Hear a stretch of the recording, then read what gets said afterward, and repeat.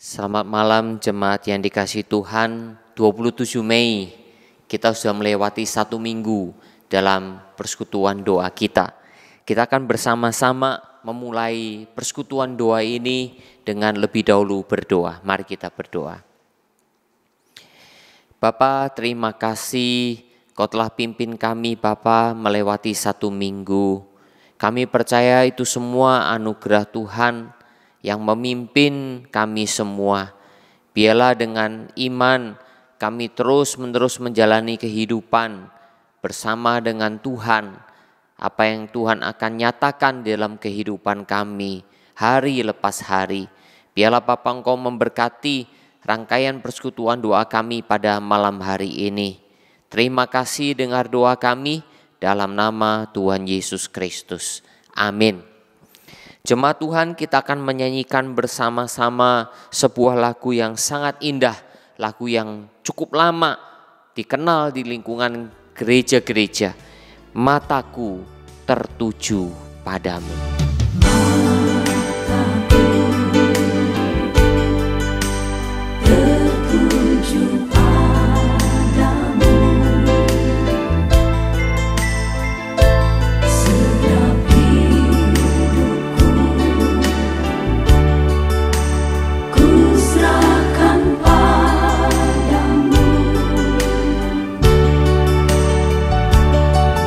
Bimbing aku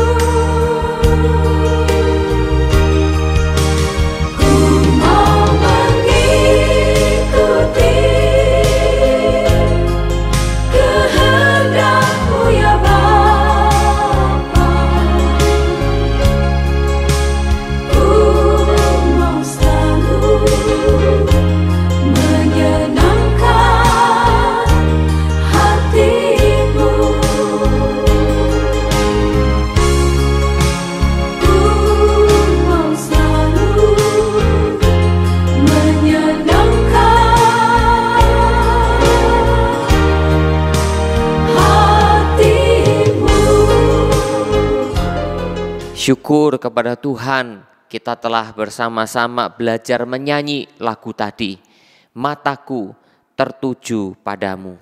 Inilah tema yang nanti kita akan renungkan bersama-sama dari Ibrani 12 ayat yang kedua A. Mata yang tertuju kepada Yesus. Saudara, kita memang tidak tahu sampai kapan pandemi ini akan berakhir dan sampai kapan kita bisa menjalani kehidupan yang lebih baik lagi seperti masa-masa lalu.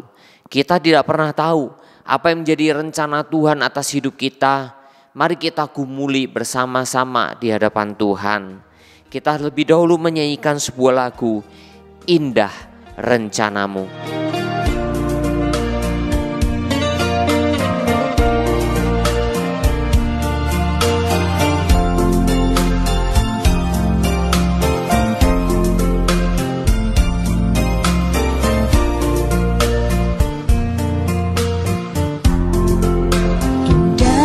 Rencanamu Tuhan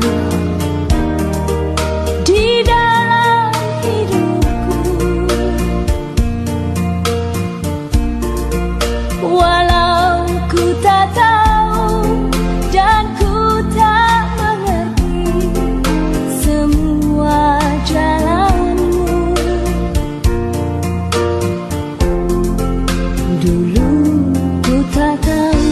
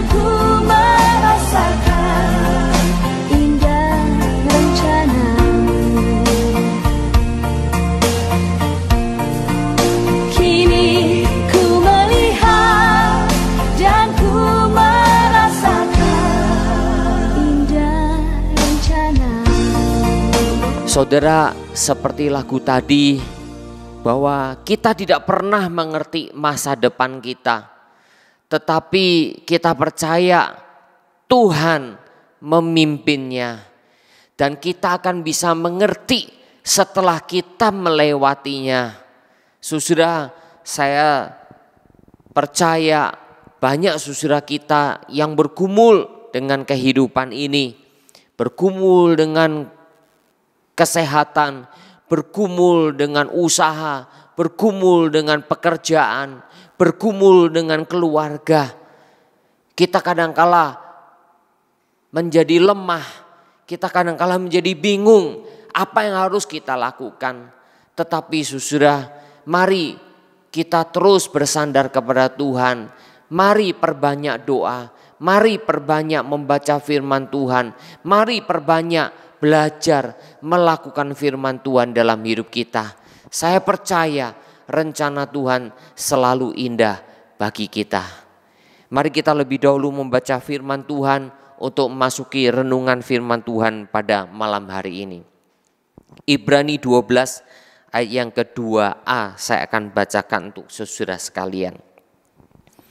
Marilah kita melakukannya dengan mata yang tertuju kepada Yesus yang memimpin kita dalam iman dan yang membawa iman kita itu kepada kesempurnaan. Saudara yang kasih oleh Tuhan, mata yang tertuju kepada Yesus. Penulis surat Ibrani dengan jelas sekali memberikan satu nasihat kepada orang-orang Kristen pada waktu itu. Kemungkinan besar adalah orang-orang Kristen Yahudi. Di ayat yang pertama dikatakan kita mempunyai banyak saksi bagaikan awan yang mengelilingi kita. Marilah kita menanggalkan semua beban dan dosa yang begitu merintangi kita. Dan berlomba dengan tekun dalam perlombaan yang diwajibkan bagi kita. Saudara, kemungkinan besar jemaat pada waktu itu menghadapi banyak kesulitan. Oleh karena banyak kesulitan, akhirnya beberapa orang berbuat dosa. Beberapa orang menanggung beban berat. Karena itulah nasihatnya adalah mari tanggalkan semua beban. Tanggalkan semua dosa yang merintangi kita. Dan berlomba-lomba dengan tekun dalam perlombaan yang diwajibkan bagi kita. Karena banyak saksi yang mengelilingi seperti awan. Saudara, orang Kristen seolah-olah diperhadapkan dalam kehidupan di bumi ini oleh orang-orang yang tidak percaya kepada Tuhan. Bagaimana orang Kristen menghadapi semua situasi ini? Sebab itulah saudara, saya percaya ayat ini sangat-sangat penting dan khusus juga bagi kita. Terlebih lagi dalam menghadapi situasi yang kita bersama-sama alami. Saudara, anak kalimat ini saudara menunjukkan suatu keadaan. Mari arahkan mata kita tertuju kepada Yesus. Saya percaya penulis ini sedang memikirkan dua hal yang penting. Yang pertama dalam perjanjian lama, yang kedua dalam perjanjian baru. Yang pertama dalam perjanjian lama adalah ketika orang-orang Israel di padang gurun, mereka bersungut-sungut, mereka melawan Tuhan, mereka juga dalam keadaan yang gundah gulana. Itu tercatat di Bilangan pasal 21. Dalam keadaan yang demikian, saudara, Tuhan marah dan akhirnya Tuhan mengirimkan ular-ular tedung untuk mematuk mereka, menggigit mereka, meracunin mereka. Yang akhirnya membuat bangsa Israel berteriak-teriak kepada Tuhan, mohon pertolongan, mohon belas kasihan. Akhirnya Tuhan memerintahkan Musa membuat ular tembaga. Ular tembaga itu ditaruh di sebuah tongkat, lalu ditancapkan dan mengatakan kepada Israel, barang siapa memandang kepada ular tembaga tersebut, memandang kepada apa yang diperintahkan Tuhan, Ia yang tergigit ular menjadi selamat dan tidak mati. Saudara, peristiwa ini akhirnya diambil oleh Yesus Kristus. Dinyatakan dalam Yohanes pasal yang ketiga. Seperti Musa meninggikan ular di padang gurun, demikian pula Tuhan meninggikan anak manusia. Siapa yang memandang kepada anak manusia akan beroleh hidup yang kekal. Saudara, inilah saudara kemungkinan yang menjadi pikiran dari penulis surat Ibrani. Marilah kita melakukannya dengan mata yang tertuju kepada Yesus. Saudara-saudaraku yang kasih oleh Tuhan, kita tidak pernah tahu masa depan kita. Tidak ada seorang pun yang bisa tahu masa depan. Saudara tidak perlu percaya sama peramal. Saudara tidak perlu percaya kepada dukun. Saudara tidak perlu percaya kepada suhu-suhu. Kepada siapapun yang mengaku-ngaku mengerti masa depan. Itu bohong belaka. Kalau mereka sudah tahu masa depan, mengapa mereka harus mencari mata pencaharian dari pekerjaan mereka? Saudara, karena itulah saudaraku yang kasih oleh Tuhan, mata yang tertuju kepada Yesus, melihat dan percaya, itu adalah hal yang sangat-sangat penting. Saudara, terkadang kala memang Tuhan tidak memperlihatkan kepada kita, tetapi arti kata melihat dan percaya sering kali memang bisa berdampingan. Walaupun saudara pada waktu Tuhan Yesus Kristus bangkit, memang dia memperlihatkan kepada murid-muridnya dan beberapa orang. Dan mereka menjadi percaya. Namun kepada Thomas, saudara, Thomas tetap ingin melihat baru mau percaya. Thomas tidak mau percaya kepada kesaksian dari teman-temannya, rekan-rekannya. Akhirnya Tuhan Yesus berkata, Thomas, karena engkau melihat, maka engkau baru percaya. Berbahagialah mereka yang percaya sekalipun tidak melihat. Saudara, itu yang menjadi dasar pemikiran. Tuhan tidak perlu lagi memperlihatkan kepada banyak orang bahwa dia bangkit. Tuhan sudah percayakan kepada beberapa orang yang memang diberi kuasa. Dan sekaligus Tuhan juga sudah menaruh firman-Nya dengan Alkitab dan juga dari orang-orang yang diutus oleh Tuhan. Dengan pimpinan Roh Kudus memberitakan tentang Yesus. Barang siapa yang percaya sekalipun tidak melihat, dia berbahagia. Saudara, karena itulah Rasul Petrus juga pernah memuji-muji orang Kristen. Walaupun tidak pernah melihat Yesus yang bangkit, tapi mereka percaya. Paulus juga sama, memuji beberapa jemaat. Sekalipun mereka tidak melihat, namun percaya, mereka berbahagia. Jadi saudara, tanpa iman tidak mungkin seseorang berkenan kepada Allah. Itu ditulis dalam Ibrani 11 ayat yang ke-6. Saudara, karena itu dalam khotbah-khotbah saya hari Minggu saya katakan, iman adalah pemberian Allah, adalah anugerah Allah melalui pemberitaan firman. Karena itu saudara, bagaimana iman saudara dan iman saya kepada Tuhan berdasarkan firman Tuhan saja. Saudara, iman itu adalah hal yang sangat praktis untuk hidup. Saudara, kita tidak perlu lagi mendefinisikan apa itu iman, apa itu iman. Memang ada satu definisi iman yang jelas dalam Ibrani 11 ayat yang pertama. Iman adalah dasar dari segala sesuatu yang kita harapkan dan bukti dari segala sesuatu yang tidak kita lihat. Ayat ini juga sangat sulit untuk dipahami. Ya, dasar dari segala sesuatu yang kita harapkan. Dengan iman kita percaya, kita berharap. Itu dasar. Dan bukti dari segala sesuatu yang tidak kita lihat. Percaya. Definisi ini pun, waduh saudara, seolah-olah seperti abstrak.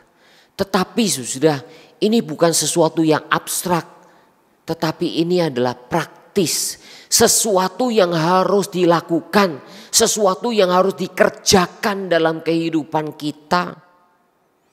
Itu seorang tokoh gereja di abad pertengahan bernama Thomas A. Kempis mengatakan demikian. Saya lebih senang melatih iman saya ketimbang mengetahui definisi iman. Saudara yang dikasihi oleh Tuhan, boleh saja saudara mau belajar apa itu definisi iman. Tetapi saudara, kalau saudara dan saya tidak pernah melatih, tidak pernah mengerjakan iman tersebut, percuma, sia-sia saja.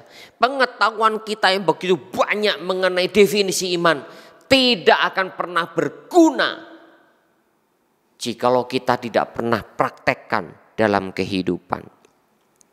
Kata iman itu apa, saudara? Percaya itu apa? Percaya kepada janji Tuhan. Ya, Tuhan sudah berjanji. Seperti halnya Tuhan katakan, Tuhan Yesus, jangan kamu khawatir. Kamu lihat burung-burung, kamu lihat bunga-bunga di padang. Burung-burung tidak pernah menabur, tidak pernah menuai, tapi burung-burung mendapatkan makanannya. Bunga-bunga tidak pernah meminta, tidak pernah bekerja, tetapi didandani oleh Tuhan sendiri. Saudara, janji Allah bahwa Tuhan akan memelihara. Iman berarti apa, saudara? Kita tahu Tuhan itu berkarya, Tuhan itu bekerja dalam kehidupan.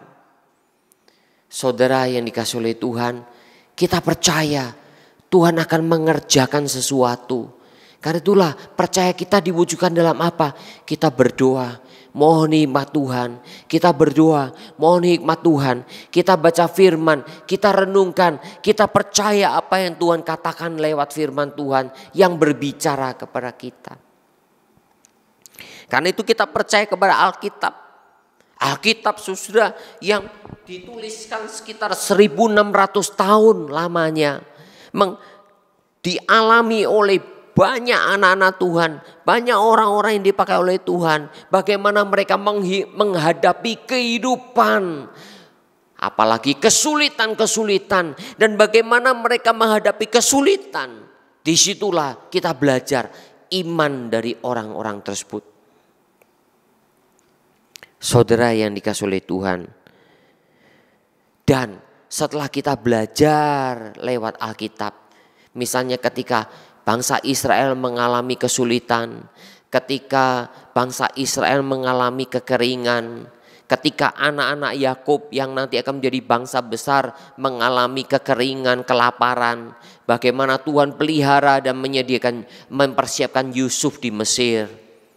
Saudara, bagaimana Abraham mengalami kesulitan. Memang saudara, orang-orang yang dipakai oleh Tuhan dalam Alkitab ada jatuh bangun, kadangkala gagal, tapi dengan kegagalan itu mereka ditolong oleh Tuhan, mereka dibangkitkan kembali oleh Tuhan.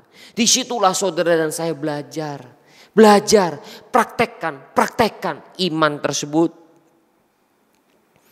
Memandang terus kepada Yesus. Sehingga kita tidak melihat diri kita tidak melihat keadaan kita. Seperti Petrus sudah ketika mereka ketakutan di danau karena melihat Yesus yang berjalan di atas air. Saudara, lalu Petrus mengatakan, "Jikalau Engkau itu Tuhan, biar aku juga berjalan di atas air. Mari bersama-sama." Petrus berani melangkahkan kaki keluar dari perahunya dan berjalan di atas air. Tetapi karena Petrus melihat sekeliling, tidak memandang terus kepada Yesus, akhirnya dia menjadi ragu, dia menjadi takut, dan dia akhirnya tenggelam. Tapi puji Tuhan, Tuhan menolongnya. Mengingat Petrus ini saudara, saya mengingat setiap orang tua Ya, khususnya pasangan suami istri yang baru punya anak kecil. Ketika anak tersebut kira-kira belum sampai 1 tahun, antara 1 tahun, 2 tahun, sedang berlatih berjalan. Papa mamanya di dekat mereka dalam satu kehidupan di rumah, sedang mereka family gathering bersama, sedang family time bersama-sama. Anak itu coba diajar untuk berjalan, untuk bisa berjalan dengan baik. Mungkin papa mamanya ada di satu tempat yang berjarak. Anak tersebut diberdirikan, lalu papa atau mamanya di sana, ayo berjalan nak, ayo berjalan nak, ayo lihat papa, ayo lihat mama, ayo berjalan, ayo lihat ke sini, berjalan, yuk maju satu-satu. Saudara, demikianlah saudara. Mata kita hanya tertuju kepada Yesus. Kepada Yesus. Ayo berjalan. Terus berjalan memandang Yesus. Terus serahkan seluruh pergumulan kita. Seluruh kesulitan kita hanya kepada Yesus. Kita memang minta Tuhan kita berpikir. Kita minta Tuhan kita bernalar. Kita minta Tuhan diberi hikmat. Tetapi saudara, kita minta Tuhan yang tolong. Tuhan yang tolong. Selalu dikaitkan dengan Tuhan. Dikaitkan dengan Tuhan. Dari situlah saudara, iman kita dipimpin menuju kepada kesempurnaan. Menuju kepada kesempurnaan. Saudara-saudara yang dikasihi oleh Tuhan. Maukah kita di masa-masa sekarang ini, mata kita hanya tertuju kepada Yesus. Kiranya Tuhan memberkati firman-Nya. Amin. Saudara, kita akan nyanyikan bersama-sama lagu tadi, Mataku Tertuju Padamu.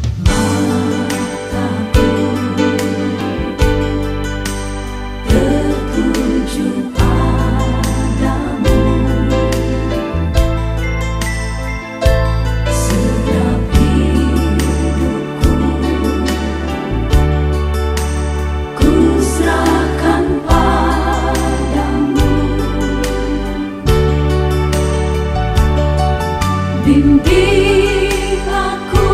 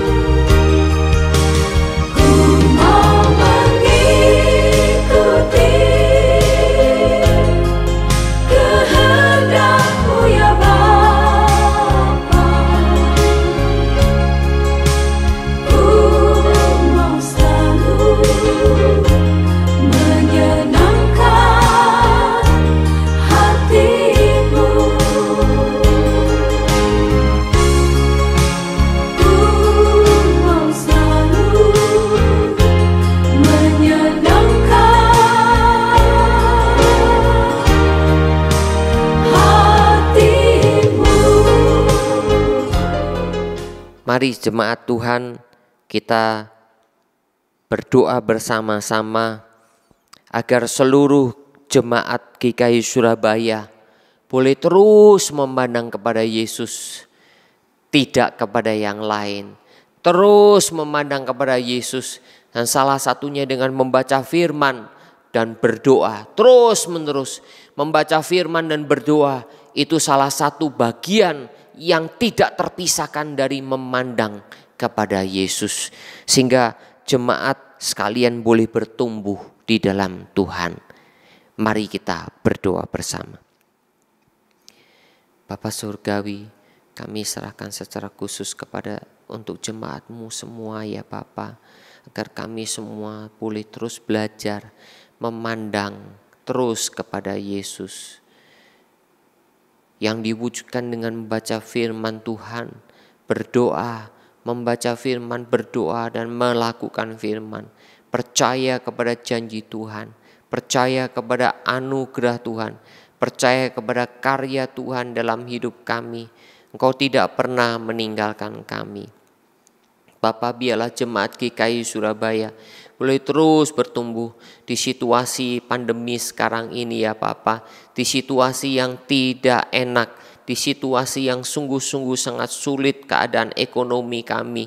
Bapa, Engkau tolong kami supaya kami tidak berpaling dari Tuhan. Kami tidak pergi mencari ke yang lain, tapi kami hanya mencari Yesus. Kami memandang, mengarahkannya hanya kepada Yesus. Kami percaya Bapa bahwa Engkau akan tolong kami dengan Roh-Mu yang kudus, memberikan ke dalam hati kami satu kerinduan untuk terus membaca firman, berdoa kepada Tuhan, dan melakukan firman dalam kehidupan kami, serta percaya kepada Tuhan saja. Biarlah Bapa, Engkau sediakan menolong dan memimpin kami. Dalam nama Tuhan Yesus Kristus. Amin. Mari kita berdoa terus saudara untuk ibadah online setiap hari Minggu jam 9. Dan juga ibadah doa online setiap Rabu jam 7 malam. Doakanlah supaya seluruh firman yang disampaikan boleh betul-betul mempertumbuhkan kerohanian, pemahaman kita akan Tuhan. Mari kita berdoa. Bapa Surgawi, kami serahkan ibadah online kami baik hari Minggu jam 9 maupun hari Rabu jam 7 malam. Kau pimpin ya Bapa supaya ibadah-ibadah online ini bisa menolong jemaat semua untuk semakin memahami firman Tuhan, kebenaran Tuhan dengan baik, sehingga rohani kami boleh dibangun dengan baik. Dan sekaligus ya Bapa, Engkau sertai saudara kami yang ikut melayani, baik di bidang ibadah yang liturgi, pianis, singers, penerjemah, serta ya Bapa hamba Tuhan yang menyampaikan firman. Tak lupa juga untuk tim multimedia, baik sound system, komputer maupun video. Bapa, kami serahkan semuanya ke dalam tangan-Mu. Kau yang memimpin ya Bapa, sehingga penyelenggaraan ibadah online boleh terus berjalan dengan baik. Terima kasih ya Bapa, dengar doa kami dalam nama Tuhan Yesus Kristus. Amin. Kita doakan untuk penambahan jiwa baru. Saudara, kita sangat mengharapkan ketika ibadah konvensional, ibadah di gereja sudah boleh dibuka kembali. Kita harapkan banyak orang yang boleh datang ke gereja kita, khususnya mereka yang sudah terberkati lewat ibadah online yang mereka dengar. Biarlah dengan demikian gereja kita makin bertambah, khususnya orang-orang yang belum kenal Tuhan. Tuhan tambahkan buat kita. Mari kita berdoa bersama. Bapa Surgawi, kami menyerahkan secara khusus juga untuk penambahan jiwa-jiwa baru buat gereja kami. Mohon ya Bapa, jikalau Engkau berkenan, biarlah ketika ibadah di gereja sudah diperbolehkan oleh pemerintah, Biarlah ya Bapa, Engkau akan tambahkan jiwa-jiwa baru ke tengah-tengah gereja kami. Kiranya ya Bapa, melalui orang-orang yang telah mendengarkan ibadah online kami dan telah mendapatkan berkat, biarlah ya Bapa, mereka semua boleh terdorong untuk beribadah bersama-sama. Secara khusus untuk jiwa baru ya Bapa, orang-orang yang belum memiliki tempat ibadah yang tetap, sehingga mereka boleh bergereja bersama-sama dengan kami. Ya Bapa, khususnya bagi orang-orang pilihan-Mu yang memang ingin mendengarkan firman dengan baik, yang ingin betul-betul beribadah dengan baik, kami serahkan sepenuhnya ke dalam tangan-Mu ya Bapa. Kiranya Engkau sedang bekerja sedemikian. Di dalam nama Tuhan Yesus Kristus kami berdoa. Amin. Kita doakan untuk saudara kita yang akan dibaptis dan disidi pada bulan 7 atau bulan 8. Kita doakan untuk kira-kira ada 7 orang, 8 orang saudara kita yang akan dibaptis dan disidi. Mari kita berdoa bersama. Bapak bersyukur untuk beberapa saudara kami yang sudah menjalani katekisasi ya Bapak, yang akan dibaptis dan disidi pada bulan 7 atau bulan 8. Kami mau berdoa Engkau sedang pimpin ya Bapak. Beberapa saudara kami ini, biarlah mereka semua boleh siap hati mereka, sungguh-sungguh iman kepercayaan mereka hanya kepada Tuhan Yesus saja.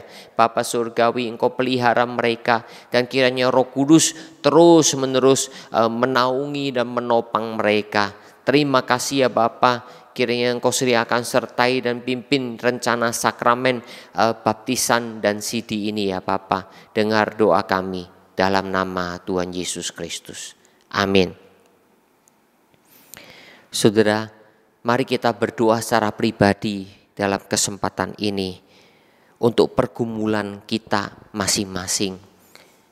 Saudara sedang bergumul dengan kesehatan, saudara sedang bergumul dengan pekerjaan, usaha yang macet, saudara sedang bergumul dengan keadaan keluarga. Berdoalah secara pribadi, kepada Tuhan.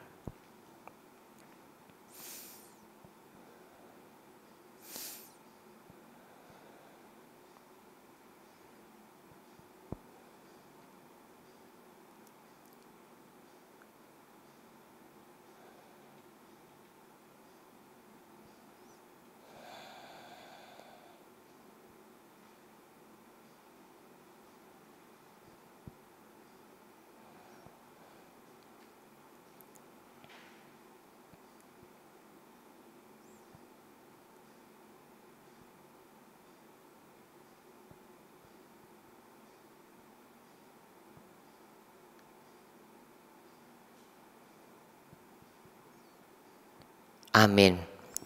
Jemaat, mari kita berdoa untuk kebijakan pemerintah di masa-masa pandemi ini. PSBB masih memang dilakukan, tetapi ada rencana-rencana pelonggaran sehingga ekonomi bisa berjalan kembali. Tapi kita doakan supaya kebijakan pemerintah ini betul-betul direspon oleh masyarakat dengan bijak, khususnya untuk menjaga kesehatan, menjaga kebersihan, sehingga jangan sampai penularan virus ini semakin melonjak. Mari kita doakan bersama-sama. Bapa Surgawi, kami mau berdoa menyerahkan secara khusus untuk kebijakan pemerintah kami Bapa berkenaan dengan pandemi virus corona ini. Bapa, setelah lebaran lewat, dan bagaimana setelah lebaran lewat ini ya Bapa, kami serahkan ke dalam tangan-Mu. Bapa, pemerintah juga sudah memikirkan untuk membuka semua sisi-sisi kehidupan masyarakat yang ada, baik untuk perdagangan, baik untuk sekolah, maupun juga ya Bapa untuk tempat ibadah. Mari Engkau sertai dan pimpin supaya kebijakan pemerintah betul-betul dipertimbangkan dengan matang. Dan tak lupa juga tolong supaya ada tanggapan masyarakat yang berhikmat ya Bapa, untuk bisa menjaga kebersihan, menjaga jarak, dan juga hidup sehat ya Bapa. Dengan demikian jangan sampai ketika kebijakan-kebijakan ini sudah melonggarkan seluruh kehidupan aktivitas masyarakat. Jangan sampai ya Tuhan akhirnya membuat penyebaran virus corona semakin melonjak demikian besar. Mari Engkau pimpin dan sertai ya Bapa. Kami sungguh menyerahkan kebijakan pemerintah ini ke dalam tangan-Mu saja. Dengar doa kami dalam nama Tuhan Yesus Kristus. Amin.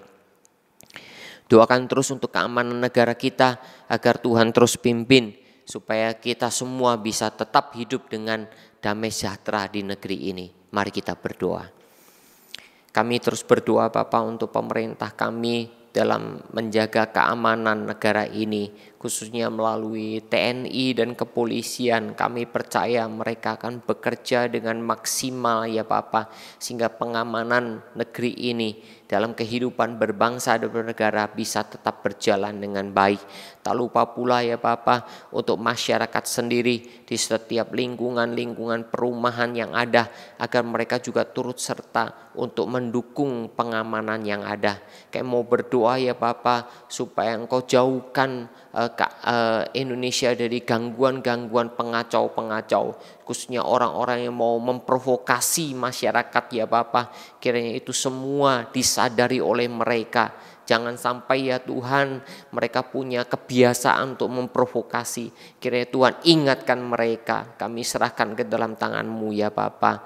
Terima kasih Engkau sertai pemerintah kami, Engkau sertai kepolisian, TNI, dan juga bahkan intelijen negara untuk berhati-hati dengan kemungkinan adanya terorisme di tengah-tengah pandemi yang ada ini, keadaan yang ada sekarang ini. Terima kasih Bapa, dengar doa kami dalam nama Tuhan Yesus Kristus. Amin. Terakhir sudah kita berdoa untuk antivirus dan vaksin yang masih terus diusahakan. Memang kita sudah mendengar katanya vaksin sudah ditemukan, tetapi sudah itu masih terlalu jauh. Tapi kita berdoa agar Tuhan berikan pertolongan dengan semuanya ini. Mari kita berdoa. Kami mau berdoa Bapak untuk penemuan vaksin dan juga antivirus. Kami mau berdoa ya Bapak, Engkau sendiri yang memimpin dan menyertai khususnya para ahli-ahli medis ya Bapak. Bersyukur kami mendengar di Indonesia menemukan obat-obatan untuk antivirus ya Bapak. Engkau sendiri yang akan memimpin. Begitu pula kami mendengar di beberapa negara sudah menemukan vaksin, sudah diuji ke beberapa orang sekalipun belum secara massal. Tapi Bapak Engkau tolong supaya semuanya ini bisa menghasilkan hal yang terbaik. Tetapi kembali lagi kami mohonkan belas kasihan Tuhan kepada seluruh masyarakat yang ada, agar jangan sampai ya Tuhan keserakahan manusia ketika sudah menemukan vaksin ataupun obat-obatan membuat harga begitu melonjak tinggi. Tuhan tolong supaya semuanya bisa dikontrol dengan baik dan peri kemanusiaan menjadi dasar dari segalanya. Terima kasih Bapa, Engkau mendengar doa kami. Kami percaya Engkau juga sudah mendengarkan semua seruan doa kami. Kami bersyukur Bapa untuk persekutuan doa yang sudah boleh kami laksanakan bersama-sama. Dalam nama Tuhan Yesus Kristus kami berdoa. Amin. Selamat malam, Tuhan Yesus memberkati kita. Amin.